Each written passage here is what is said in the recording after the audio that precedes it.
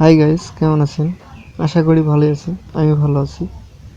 আমি আজকে আপনাদেরকে দেখাবো কিভাবে আপনার মোবাইল দিয়ে কম্পিউটারে মডেম হিসাবে ব্যবহার করবেন। আপনাদের আর মডেম কিনতে হবে না। মোবাইলের অ্যান্ড্রয়েড একটা মোবাইল থাকলেই আপনার মডেম হিসাবে ব্যবহার করতে পারবেন। তার জন্য যেটা করা যায়, এখন আপনার মোবাইলে অপশনে গিয়ে আপনার ওই কম্পিউটারে ডাটাটা ঢুকানোর পর কেমনে আসে আমি দেখাচ্ছি আপনাদের সরাসরি।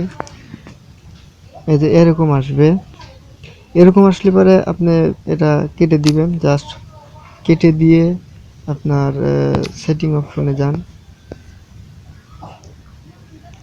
সেটিং অপশন, এরপর আপনার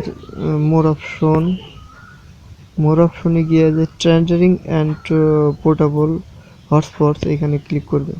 এখানে ক্লিক করার পর ইউএসবি স্ট্যান্ডিং লেখা আছে, এখানে ক্লিক দিয়ে দিবেন।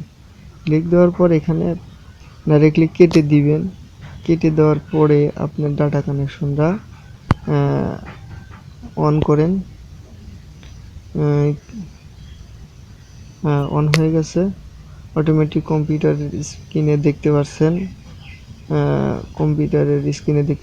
হয়ে গেছে। এই তো জাস্ট এখন মনে করেন এই 10-15 সেকেন্ডের মধ্যে এই তো হয়ে গেছে। থ্যাংক ইউ বন্ধুরা আমার ভিডিওটি দেখার জন্য। ভালো লাগলে লাইক, কমেন্ট এবং শেয়ার করবেন।